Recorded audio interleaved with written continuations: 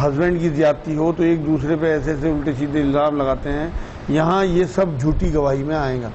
تو اگر آپ ایمانداری سے اتنی ہی بات کریں، کیونکہ قرآن میں ہی اللہ رب العزت نے یہ بات کہی ہے کہ جو ایمان والے ہیں وہ حد سے زیادہ نہیں گزرتے، دشمنی میں بھی حد سے زیادہ نہ گزرو۔ اگر آپ کی کسی سے بات بھی خراب ہو رہی تب بھی آپ اس پہ الٹے سیدھے الزام نہ لگاؤ، جھوٹ اسے مطلب ایسے الزام نہیں کہ اسے ذلیل کرنے کے لیے آپ اس پہ ایسے ایسے الزام لگاؤ جو کام اس نے نہ کیے ہوں۔ آگے فرمایا، اور جب کسی لغو چیز پر ان کا گزر ہوتا ہے تو شرافت سے گزر جاتے ہیں، مطلب اتفاقاً اگر کہیں ان کا ایسا گزر ہو جائے کہ فالتو مجمع ہو یا فالتو بات کہیں ہو رہی ہو تو وہاں رکتے نہیں بلکہ نکل جاتے ہیں وہاں سے۔ اور جب انہیں ان کے رب کے کلام کی آیتیں سنائی جاتی ہیں تو وہ اندھے بہرے ہو کر ان پر نہیں گرتے، مطلب بغیر سمجھے بوجھے اور ان کی پیروی نہیں کرتے جب تک ان میں غور نہ کر لیں۔ یہ صحابہ اکرام کا طریقہ تھا کہ حضور اکرم صلی اللہ علیہ وسلم سے شروع 10 آیتیں لیتے تھے، انہیں اچھی طرح سمجھتے تھے، ان پہ عمل کر کے دیکھتے تھے، پھر 10 آیتیں لیتے تھے۔ تو یہاں اللہ رب العزت نے یہ بات کہی ہے کہ جو میرے سچے بندے ہیں وہ میری آیتوں پہ بھی اندھے بہروں کی طرح نہیں گرتے۔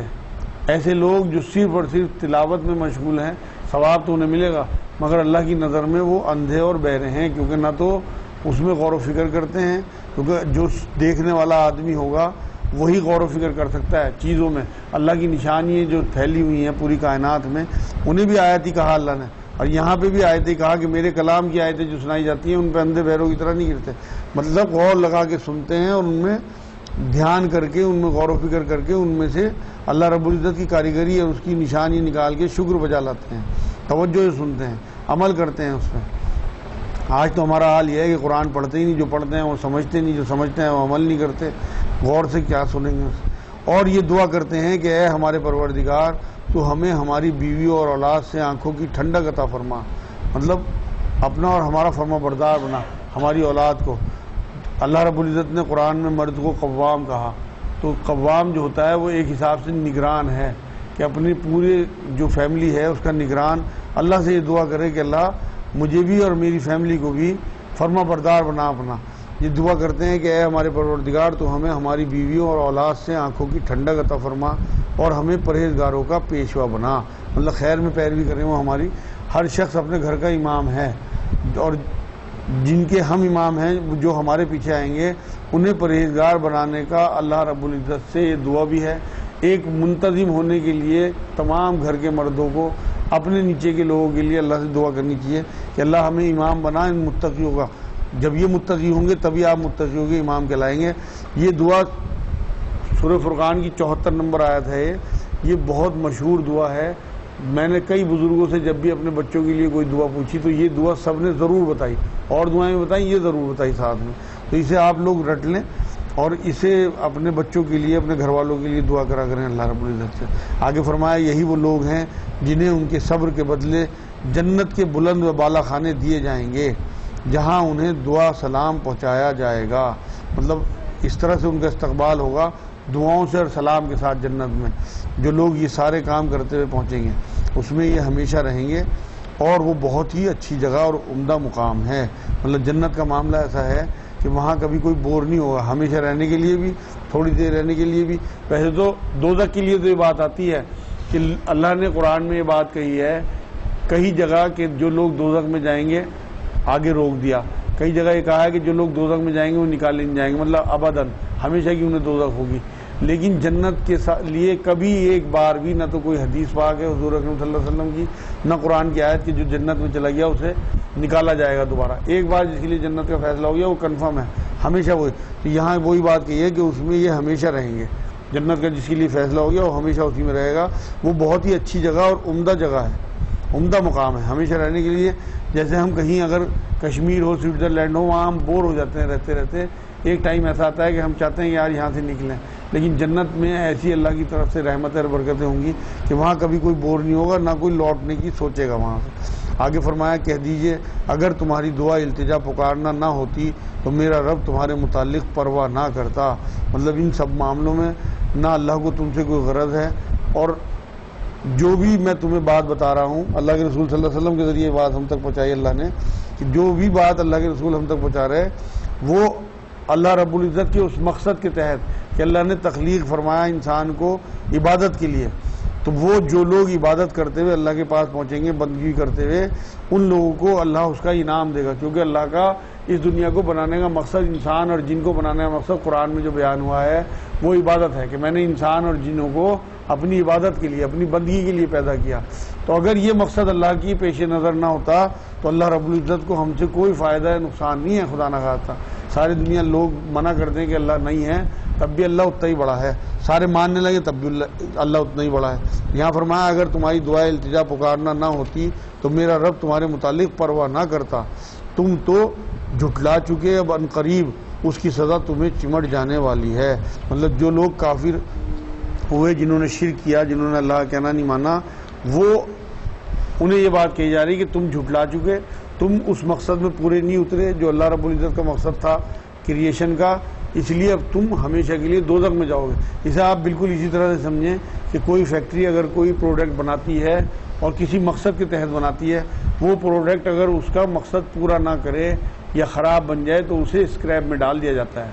تو اللہ کا اسکریپ ہے دوزخ، جو اللہ کا مقصد پورا نہیں کرے گا اس کریشن کا، اس دنیا کو بنانے کا، انسان اور جن کو بنانے کا، اسے اللہ اپنی اسکریپ میں ڈالے گا، دوزخ میں۔ اس لیے اللہ رب العزت کا جو مقصد بنانے کا ہے بندگی، ہمیں اس بندگی کے حساب سے ہی زندگی گزارنی چاہیے۔ درود پڑھ لیں، کچھ حدیثیں سن لیں۔ ٹائم کیا ہو گیا جی؟ 8:30 9:30 اللہم صلی اللہ علیہ وسلم۔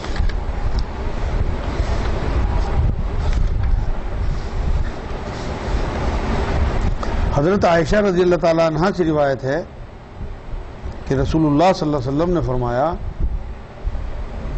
کہ جو شخص ہمارے دین میں ایسی بات ایجاد کرے جو دین میں داخل نہ تھی تو وہ باطل ہے۔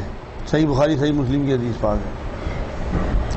مطلب ایسی کوئی بات دین میں شامل کرنا بدعت ہوگی جو اللہ اس کے رسول سے ثابت نہیں ہے۔ دین مکمل ہو چکا آخری خطبے والے دن، اور سورہ مائدہ کی جو دوسری تیسری آیت ہے جس میں اللہ رب العزت نے اعلان کر دیا کہ آج میں نے دین کو مکمل کر دیا، وہاں دین مکمل ہے۔ 5 نمازیں کبھی زندگی میں 6 نہیں ہو سکتی، جتنی رسول اکرم صلی اللہ علیہ وسلم نے جس نماز کی رکعت بتا دی وہ کم نہیں ہو سکتی۔ قربانی کے، حج کے دن جو مقرر ہیں وہ نہیں بدلے جا سکتے۔ روزے کبھی 29 30 سے 31 یا 28 نہیں ہو سکتے۔ اسی طرح سے جو دین مکمل کر دیا گیا، اس کے علاوہ جو چیزیں اگر لوگوں کو فائدہ پہنچانے کی ہیں اور وہ اسے ایمان کا حصہ نہیں بناتے تو وہ بدعت نہیں کہلائے گی، ورنہ باقی سب چیزیں بدعت ہیں۔ ایک اور حدیث سنیں، حضرت جریر بن عبداللہ رضی اللہ تعالیٰ عنہ سے روایت ہے کہ رسول اللہ صلی اللہ علیہ وسلم نے فرمایا کہ جو بندہ اسلام میں اچھا طریقہ قائم کرتا ہے اور اس کے بعد اس پر عمل کیا جاتا ہے تو اس کے واسطے ان سب لوگوں کے برابر اجر لکھا جائے گا جو اس طریقے پر کاربند ہوں گے، لیکن عمل کرنے والے کے ثواب میں کوئی کمی نہ ہوگی۔ اور جس شخص نے اسلام میں کوئی برا طریقہ نکالا اور بعد کو اس کے طریقے پر عمل کیا گیا تو اس کے ذمے ان سب لوگوں کا وبال لکھ دیا جاتا ہے جو اس طریقے پر کاربند ہوتے ہیں، اور ان عمل کرنے والوں کے بارے میں بھی کوئی کمی نہ ہوگی۔ صحیح مسلم شریف کی حدیث پاک ہے۔ اس لیے ہر چیز کو بدعت کہنا بھی ٹھیک نہیں، اور بدعت کی ڈیفینیشن بھی ہمارے ذہنوں میں ہونی چاہیے کہ جہاں دین مکمل ہے اس کے بعد کسی بھی قسم کا کوئی معاملہ دین میں یا ایمان میں جوڑنا بدعت ہے۔ حضرت اکرمہ مولا عباس رضی اللہ تعالیٰ عنہ سے روایت ہے کہ رسول اللہ صلی اللہ علیہ وسلم نے فرمایا کہ جس شخص کو تم قوم لوط کا عمل کرتے پاؤ، فاعل اور مفعول دونوں کو قتل کرو، مطلب کرنے والے کو بھی اور کرانے والے کو۔ قوم لوط کا عمل آپ لوگوں کو قرآن میں شاید تفسیر آئی ہوگی، سب کو پتہ ہے، مردوں کے ساتھ بدفعلی کرنا قوم لوط کا عمل تھا۔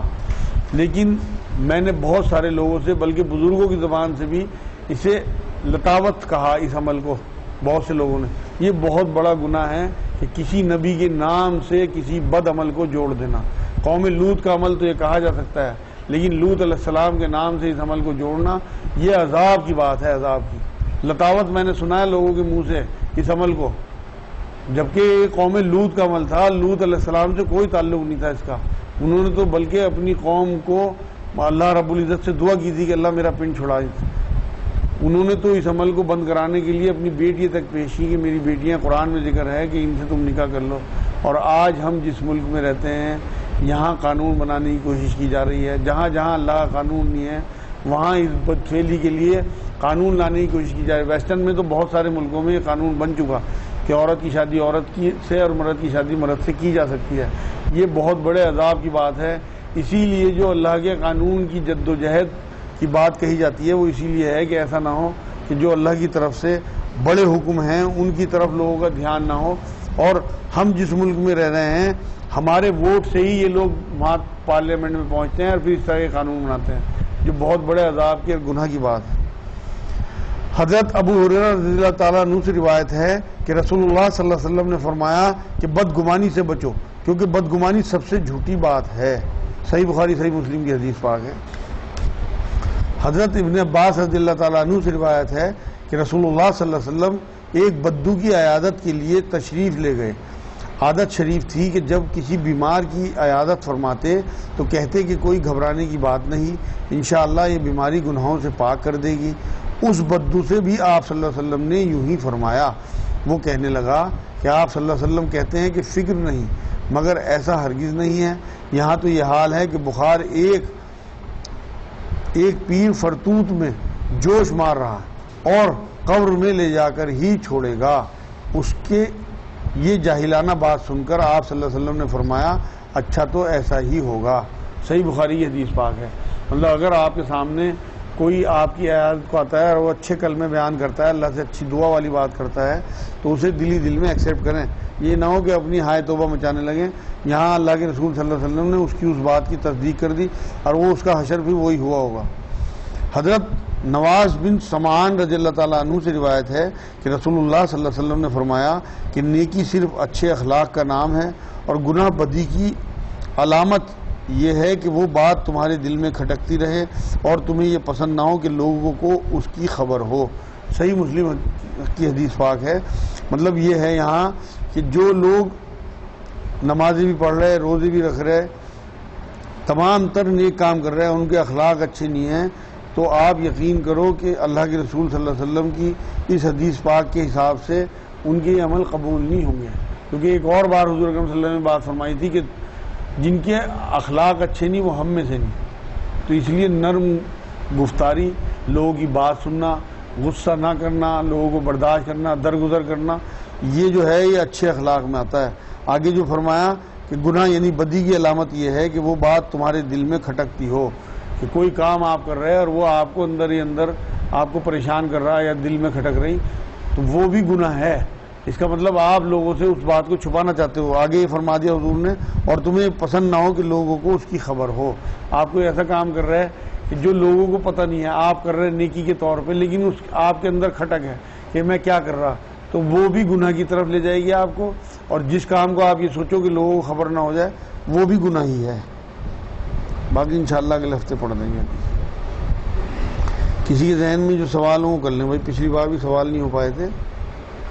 آج میں نے اسی لیے ایک رکوع کیا، حالانکہ بہت اہم رکوع تھا، میں سوچ رہا تھا اگلے ہفتے ہی کریں گے، مگر مجبوری تھی کہ کچھ تو قرآن کی تلاوت ہونی چاہیے تھی۔ آج بہت اہم رکوع تھا۔ کچھ سوال پچھلی بار ایک لیڈی نے مجھے دیا تھا پرچہ، اس میں ایک تو سوال یہ تھا جی کہ کیا عورتیں کام کرنے باہر جا سکتی ہیں؟ قرآن و حدیث سے بتائیے۔ دیکھو جی، جو آج کا چلن ہے کہ گھروں کا معاملہ جو ہے وہ چلانے کے لیے دونوں مرد عورت کو کام کرنا پڑتا ہے، ایسی کوئی مجبوری ہو کہ مرد کی کمائی سے پورا نہیں ہو رہا اور مرد کی اجازت بھی ہو تو عورت باہر کام کرنے جا سکتی ہے، مگر ایک تو مرد اور عورت اکٹھے نہ بیٹھتے ہیں آفس میں، دوسرے پردے جو شریعت کی پابندیاں ہیں ان میں، مان لو کسی کالج میں کسی اسکول میں نوکری کر لیں، کسی ایسے آفس میں جو صرف عورتوں کا ہو، ورنہ اپنے گھر پہ کوئی کام کر لیں، پاپڑ بنا لے، ڈبے بنا لے، بہت ساری چیزیں ایسی ہیں ہمارے جیسے شہر میں، حوضری کا کام ہے، پریس کا کام ہے، حوضری پہ پریس کر لیں، ڈبے بنا لیں، پیکنگ کر لیں۔ اور اگر باہر جانا مجبوری ہو تو جا سکتی ہیں۔ اگر کسی کے گھر میں باپ بوڑھے ہوں، بھائی نہ ہوں، یا ابھی شادی نہ ہوئی ہو، بچیے جو ہیں وہ مجبور ہوں گھر چلانے کے لیے، تو بالکل جا سکتی ہیں۔ آپ کو قرآن کا ایک واقعہ میں یاد دلا دوں کہ موسیٰ علیہ السلام جب فرعون کے ہاں سے بھاگے تھے، ایک اس کا قتل ہو گیا تھا ان سے، فرعون کی جو قوم کے لوگ تھے اس کا، تو یہ بھاگ کے جو ہیں یہ مدین کے علاقے میں آ گئے تھے۔ تو وہاں شعیب علیہ السلام کی 2 بچیاں جو ہیں وہ کنویں کے پاس کھڑی ہوئی تھی اپنے جانوروں کو پانی پلانے کے لیے. شاید آپ لوگوں نے واقعہ سنا ہوگا. تو اس ٹائم جو لوگ پانی پلا رہے تھے وہ تھوڑے دبنگ قسم کے تھے. تو موسیٰ علیہ السلام آگے بڑھے اور ان عورتوں کے، ان بچیوں کے جو شعیب علیہ السلام کی بچی تھی، ان کے جانوروں کو پانی پلوایا. تو اس بات سے یہ بات ثابت ہوتی ہے کہ اگر گھر میں بوڑھا باپ ہو، بھائی وغیرہ نہ ہو، کوئی مرد کرنے والا نہ ہو، تو عورتیں باہر نکل کے کام کر سکتی ہیں. یہ نص تو قرآن سے ملتی ہے. لیکن مجبوری ہو، جیسے ان کی مجبوری تھی کہ وہ بعد میں آگے قصہ قرآن بیان کرتا ہے کہ موسیٰ علیہ السلام ان کے ساتھ ان کے گھر گئے. شعیب علیہ السلام نے کہا کہ بھائی تم اگر مہر کے طور پہ اتنے سال میرے یہاں کام کرو تو میں اپنی ایک بچی کا نکاح تم سے کر سکتا ہوں. وہ سارا پورا واقعہ تفصیلی قرآن میں آپ کو مل جائے. قرآن سے نص ہے کہ بچی یہ کام کر سکتی ہیں باہر نکل کے، لیکن مجبوری میں. شوق یعنی کہ جیسے آج کل بے پردگی، الٹے سیدھے کپڑے، اور اس وجہ سے آفسوں میں بیٹھ رہی، اور اس میں ٹیلی فون میں باتیں الٹی سیدھی، پھر بیاؤں سے لڑیں کہ ہماری تو اتنی کمائی. کیونکہ اللہ نے قرآن میں مرد کو قوام کہا، منتظم، انتظام کرنے والا. حالانکہ اس کا لفظ کا ترجمہ غلط ہوتا ہے، حاکم کہلاتے ہیں. لوگوں نے ترجمہ حاکم کر رکھا کہ مرد حاکم ہے، لیکن قوام کا صحیح ترجمہ جو ہے وہ منتظم ہے، انتظام کرنے والا.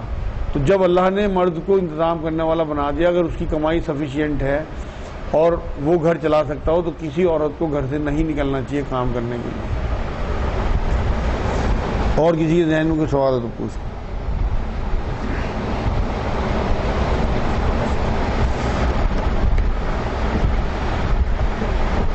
پچھلے ہفتے ایک حدیث بیان ہوئی جس کا مفہوم تھا کہ سسر اور علم سکھانے والا استاد بھی باپ کے درجے میں. تو کیا کوئی ایسا ہنر سکھانے والا جس سے آدمی اپنی روٹی کما رہا ہو وہ بھی استاد نہیں کہلاتا ہے؟ کیا وہ بھی اسی ڈیفینیشن میں آتا ہے؟ ان کا سوال سب نے سن لیا. وہ جو حدیث پاک ہے اس میں حضور اکرم صلی اللہ علیہ وسلم نے فرمایا کہ تیرے 3 باپ ہیں، تیرے 3 والد ہیں. ایک جس نے تجھے جنم دیا، ایک جس نے تجھے علم دیا، اور ایک جس نے تجھے بیٹی دی. تو علم کی کوئی ڈیفینیشن حضور اکرم صلی اللہ علیہ وسلم نے نہیں اس میں بیان کی. تو علم جو ہے وہ کاریگری بھی علم ہی ہے ایک طرح کا.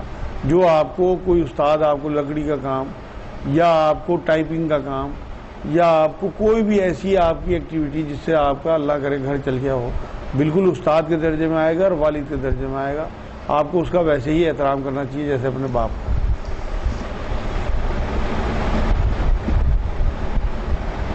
نیکی کے قبول ہونے کا پتہ کیسے چلے گا؟ نیکی کے قبول ہونے کا پتہ کیسے لگے گا؟ مطلب ہماری نیکی قبول ہو رہی نہیں ہو رہی. اصل تو بات یہ ہے، ویسے تو نیکی کے قبول ہونے کا پتہ ہمیں اوپر جا کے ہی چلے گا، لیکن یہاں ہمیں علامتیں جو حضور اکرم صلی اللہ علیہ وسلم نے بیان فرمائی ہیں اس میں ایک تو یہ کہ جس عمل کو کر کے تجھے اندر سے خوشی ہے وہ نیکی ہے. اور سب سے بڑی بات جو ہے، اگر وہ نیکی آپ صرف اور صرف اللہ کے لیے کر رہے ہیں اخلاص کے ساتھ، تب تو وہ نیکی قبول ہے کنفرم بالکل. اس میں ملاوٹ نہ ہو کسی بھی طریقے کی. اگر اس میں آپ نے کسی نیکی کو کرتے ہوئے کیا کہ میں یہ اللہ کے لیے کر رہا ہوں، لیکن کہیں میری تعریف بھی ہو جا، لوگ مطلب متاثر بھی ہو جا میرے سے جو میں نیکی کر رہا، تو وہ اس میں ملاوٹ ہو گئی.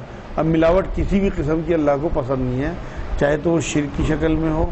جو کام آپ اللہ کے لیے کر رہے ہیں اسے پیور چاہیے. اگر وہ واقعی پیور ہے، اپنا دل ٹٹول لیا کریں. 5-4 منٹ جو اپنا محاسبہ رات کو آپ کریں گے تو آپ کو اپنی نیکیوں کا اندازہ ہو جائے گا کہ اس میں آپ نے کتنی ملاوٹ کی. اگر اس میں واقعی کوئی ملاوٹ نہیں ہے تو آپ کی نیکی قبول ہے بنا کھٹکے، لازمی بات ہے، اور اس کا بڑھ چڑھ کے آپ کو اجر ملے گا. مگر ملاوٹ کا آپ کو خود اندازہ ہوتا ہے کہ آپ کی جو نمازیں ہیں مسجدوں میں کیسی ہیں اور گھر پہ کیسی ہیں. آپ جو امام حضرات ہیں ان کی جو تلاوت والی نمازیں ہیں ان میں تلاوت کیسی ہے اور اپنی ویسی تلاوت کیسی ہے ان کی. مطلب جب لوگ مقتدی ان کے پیچھے ہیں تب وہ کیسی تلاوت کر رہے ہیں، اور جب وہ الگ میں اپنی نماز پڑھ رہے ہیں یا جو خاموش نمازیں ہیں ان میں کیسی تلاوت کر رہے ہیں. یہ فرق اللہ رب العزت سارا، کیونکہ قرآن میں اللہ نے کہا کہ میں تمہارے سینوں کے بھیج جو ہیں انہیں